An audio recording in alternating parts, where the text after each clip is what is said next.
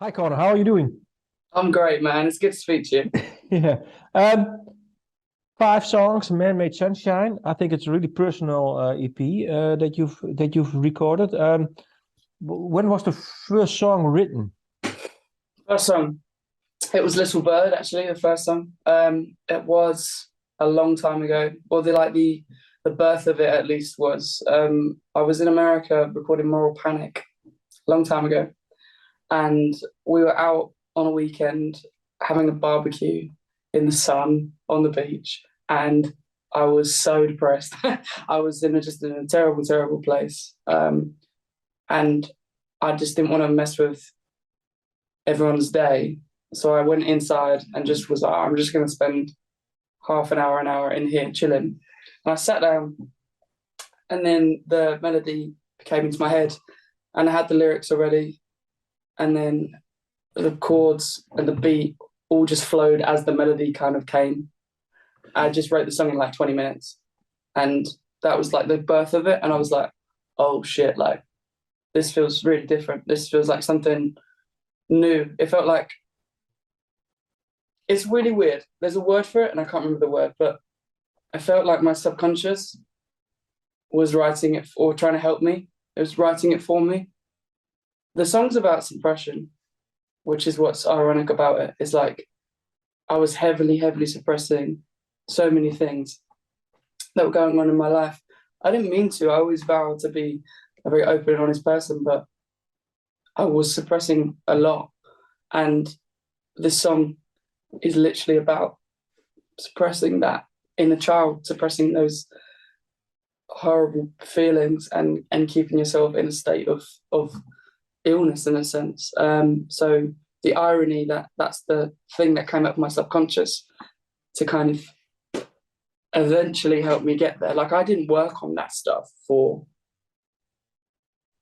a year or maybe, after that. So it's it was just interesting that it kind of wrote itself, and then I can look back on it now. I'm like, wow, like that was quite special for me.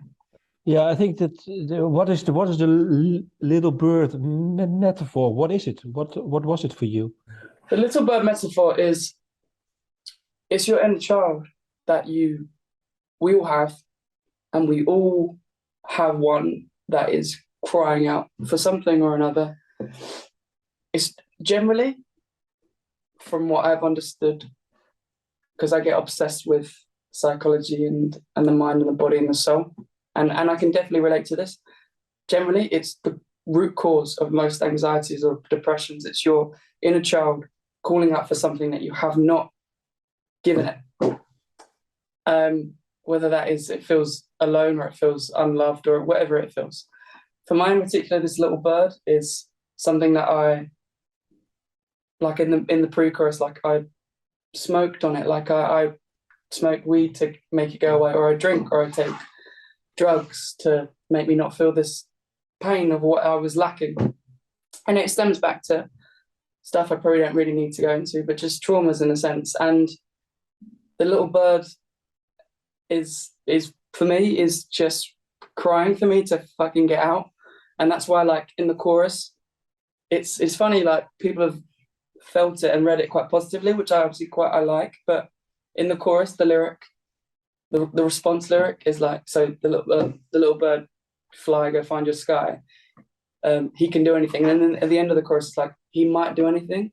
My whole point of it was like I was terrified of what would come out of my mouth if I let myself feel and let this inner child free to like speak essentially. If I let myself go, if I let myself heal, I was like, he might do anything. I might do anything. I don't know. I didn't know what was gonna happen.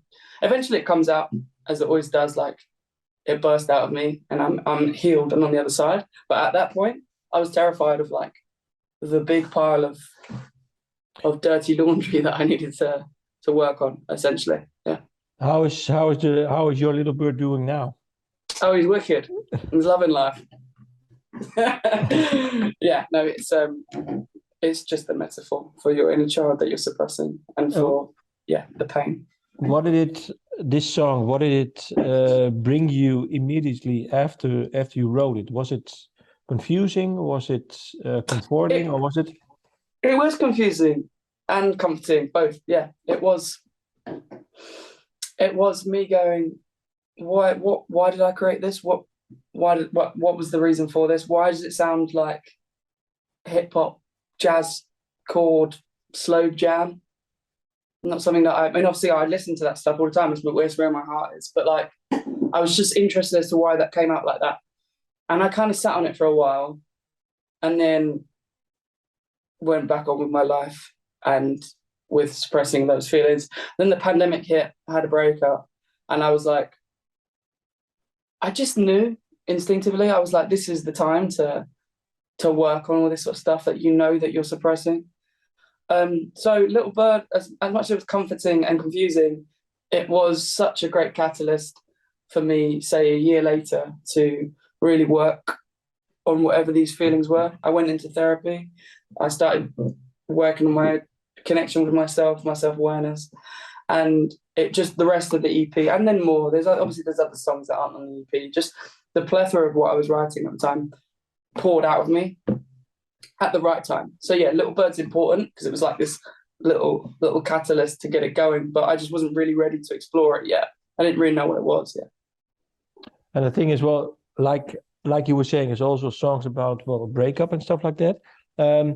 What was for you? When did you decide to revisit this song and create other songs?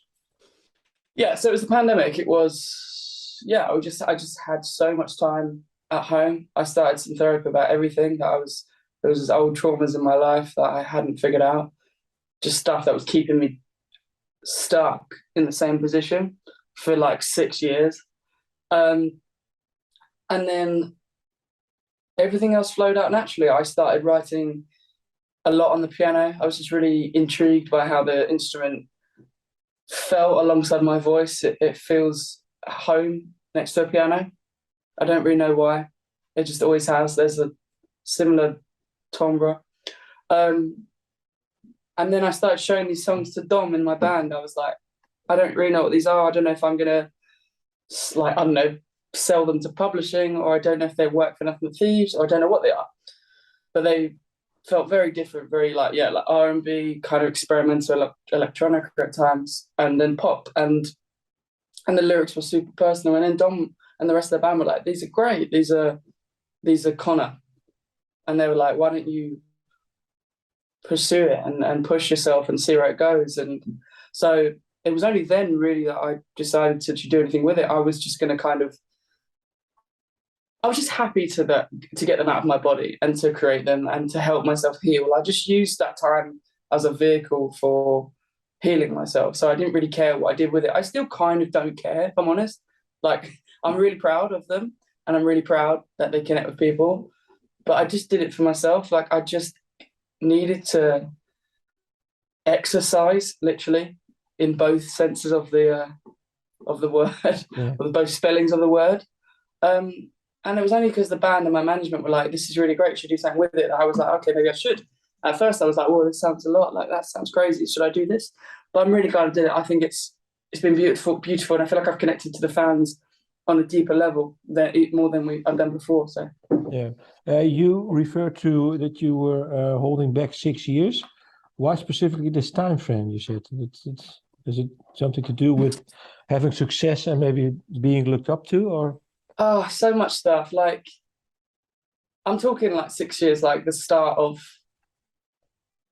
touring, the start of like basically my physical health has always been one of the main focal points for my mental health's downfall. Like, I've always struggled with my physical health, and being in a band or being in a job where you're so reliant on your physical health made my mental health just drop so heavily.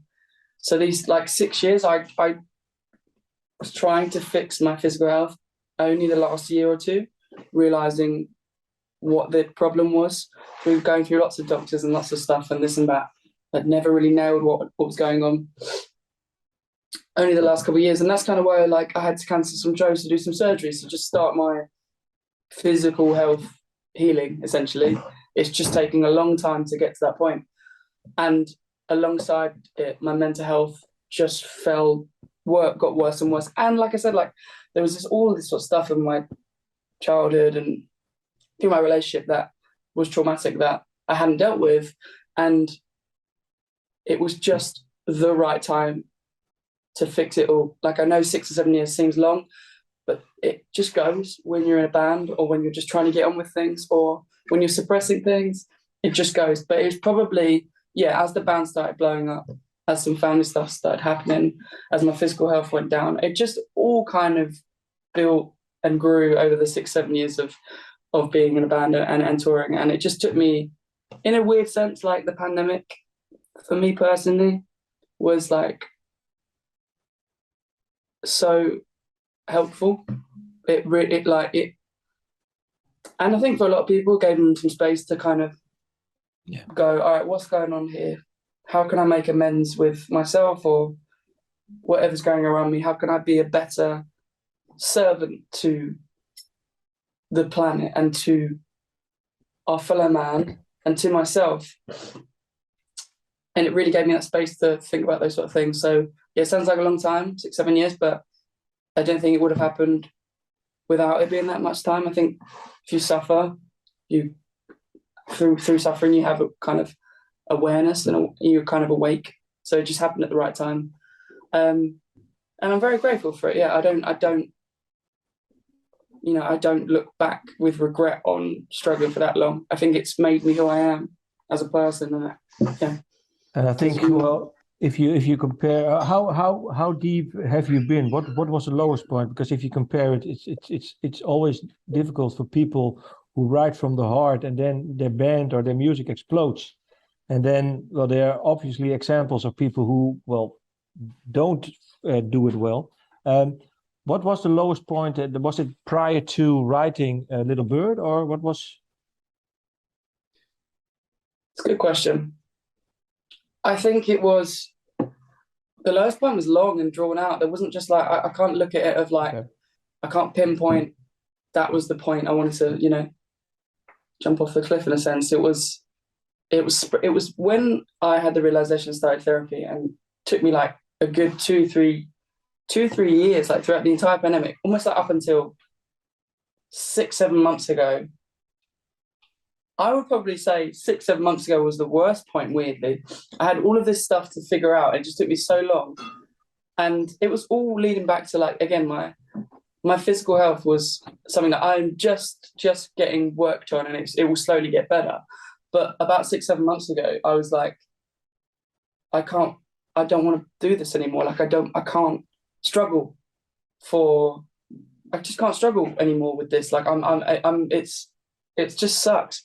Like, I didn't know how to live anymore. And I was so low because I didn't think I'd ever get those sort of things figured out that I just wanted to take my life. And it was, I mean, it's a weird thing. Like, it just builds up so much and there's no explanation as to why you suddenly just want to drop off the planet. It's just, you just can't take it anymore. And then it was weird. It was like I snapped, and I had the first surgery, and I just got the results back about 6 months ago. And it said, this isn't fixed yet, and we need to do some more work. And it was the next morning almost. I woke up and I just went like, do you know what? I can't be sad anymore about this. I just said, like, it is what it is. Like, if that's who I am, I think I struggle with an identity thing of like, the way my physical health was making me feel, I felt like a different person. I felt I've lost the old Conor.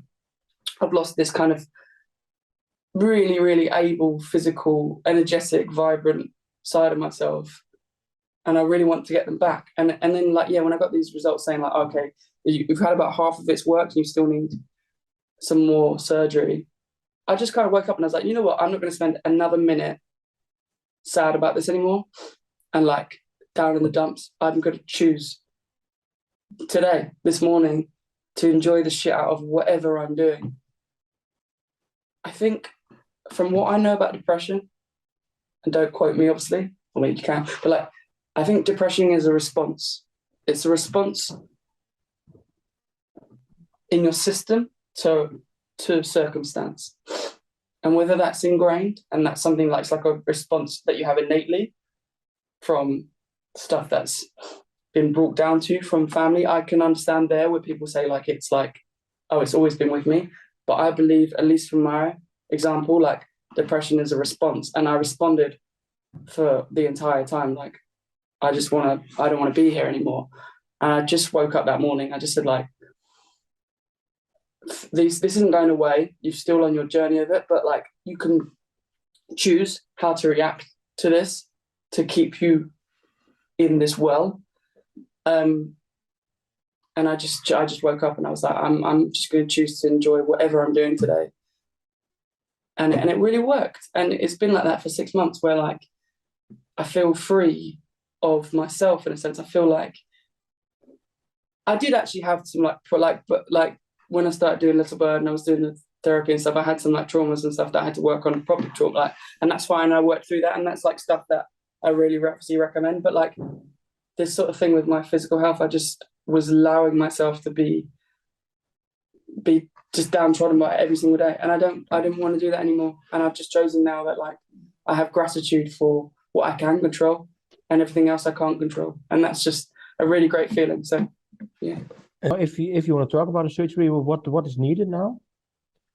Yeah, I mean, I probably don't really need to go into like what my actual physical health problems are, but it's essentially like I just got to get the same surgery again to get more, to make me feel a little bit better. Yeah, but it's all good. It's just a work in progress, and I think the best thing about it is like I just don't let it run my life anymore. I just choose to run my life myself and be happy by it. Yeah.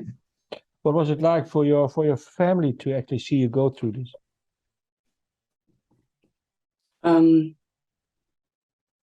Unexpected, probably, and tricky. I think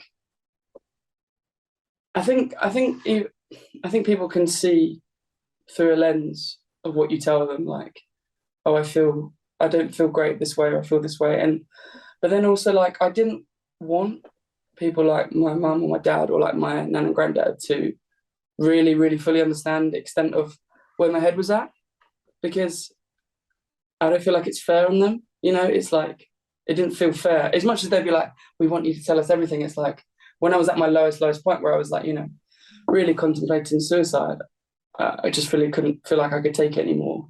I was like, I can't put this on them. I don't want to burden them with that.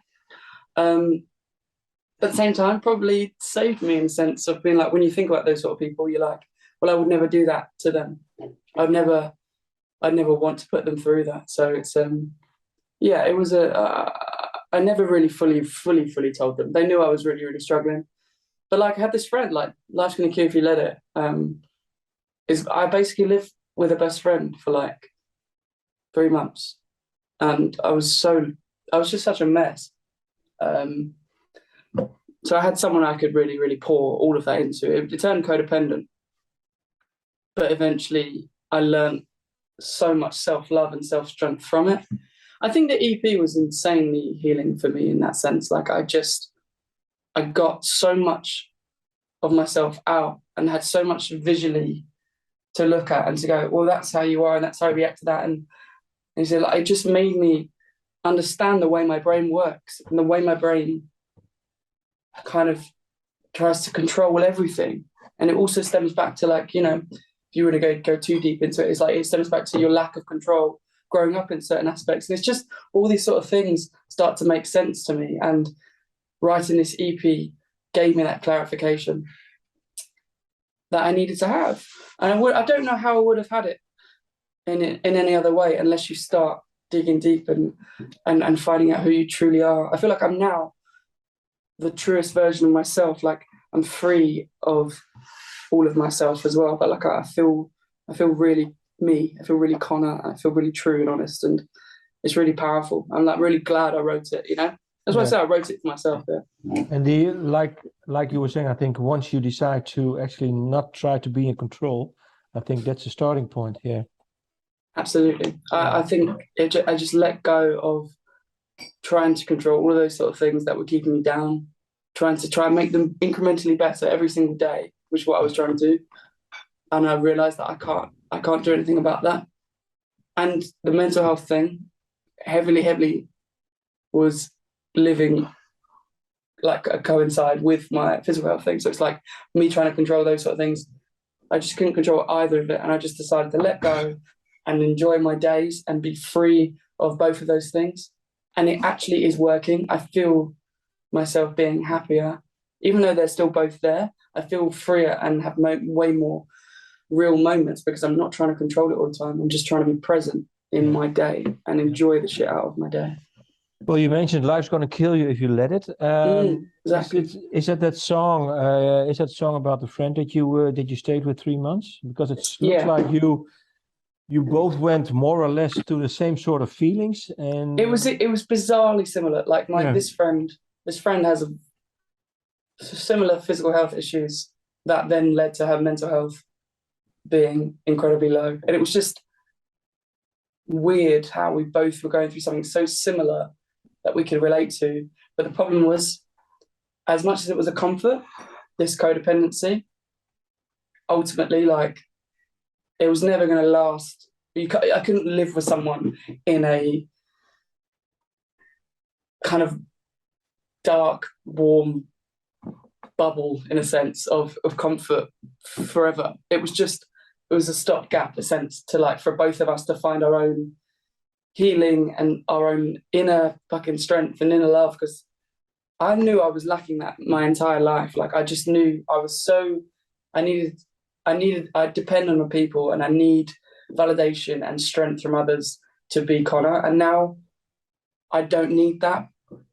But through writing that song and through living with my best friend, I realized that and I found that. That's what I'm trying to say. Like, this EP and all of these sort of things that have happened are the best. I don't regret any of it. They're the best thing because it made me visually put it in front of me and like of going, this is what you're doing because this is the way you react. This is where you feel safe, and it's not healthy. So yeah, coming out of that kind of codependency and writing that song, it made me realize, like, shit, you need to work on your inner child, on that little bird. And you need to go back to the start of it and realize that you need to do that inner work and talk to that pain and release it. And so it's all very linked, and it's all needed. That's interesting because in the song that you say, and maybe you'll come back as someone that you like, and also maybe I will come back. When I heard the song, I thought, well, like you were saying, well, it's great to have really resemblance, to have a mirror, but it's also dangerous. You can come out better, but it can also keep you low. So I think that's it. That's exactly it. Like that, me and my friend, we realized this. It was like we found a comfort. I basically felt so alienated from people because I just felt like I couldn't really do anything physically and mentally, and I felt quite alone. And then I met this friend who felt the same, and it just made me connect in a sense of like, well, at least we can both feel crap together. And then it did keep us low. It kept us in that kind of that comforting, dark kind of place. But it's not healthy. It's not a way to live. And I needed to kind of, grow from that and find independence and find self-love and self-happiness. And I've found it. It's great. And so is my friend. But that's what that song was about. Yeah. Codependency. Codependency, and then, well, I think regarding the time, there's another song that I would like to talk about is "Brain in a Jar."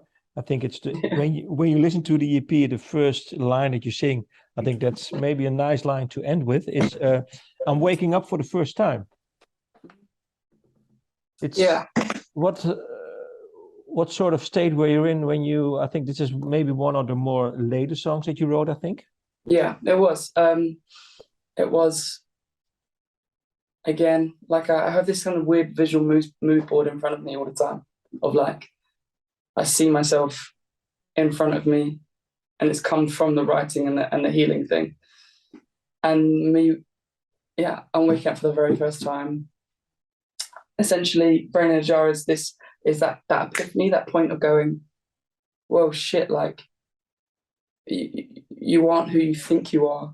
There is something underneath all of the things that you put on yourselves of like, I'm this singer, I'm depressed, I am, I like to go and ride my bike, I like the tang of wine, all of these sort of things that I label myself as aren't truly who you are. And I realized that it was like a study, I wanted to find out who I was at my core, who the person was in my soul, if I was a good person, if I was a real person.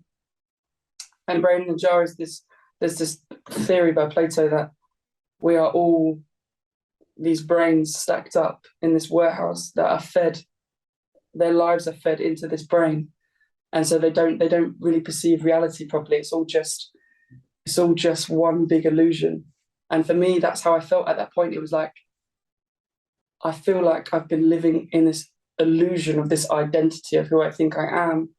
And in actuality, so much of these sort of things were making me feel depressed and keeping me that way. And I wanted to free myself from that and find out who I truly was and get to my core with who I am as a person. And I think I found that. Like, I really think I know my essence, I know myself. And I didn't know that before writing this EP. And Brain in the Jar was just kind of a study of that point of like, what does it mean to be me? Am I even me? Like the pre-chorus I love, which is like, and when we're feeling happy, not really feeling happy, we're drip fed all our happy, pumped like newborn cattle. And it's the idea of like, it links with the Man-Made Sunshine, like the name of my project is like, are we fed our happiness? Do we buy it? Is it the stuff? Is it synthetically made for us? Is it shit that we think we need that makes us happy? Is it man-made, or can we make it? Can I make it? Can I choose it? Can I create it myself? Can I actually be happy by just being who I am at my core? So Brain in the Jar for me was just that study of that, what makes me really me, and disregarding all of the labels and all the things that people think I am or I thought I was, I just found it super interesting. I just found that theory interesting, and I found the study of it interesting. I found this whole entire journey interesting. It's changed me so much. And I think, well, I have to conclude now. But I think the answer to the question is, can you do it? Can you do Man-Made Sunshine? I think, well, the answer is Yeah. yeah. Yeah, you can. I think I choose each day to focus on the things that I can control that make me happy, and lose control of the things that can't. I choose to make my own happiness my own sunshine. Yeah. I do think you can do it. Yeah. Nice ending, Conor. What a great conversation. Yes.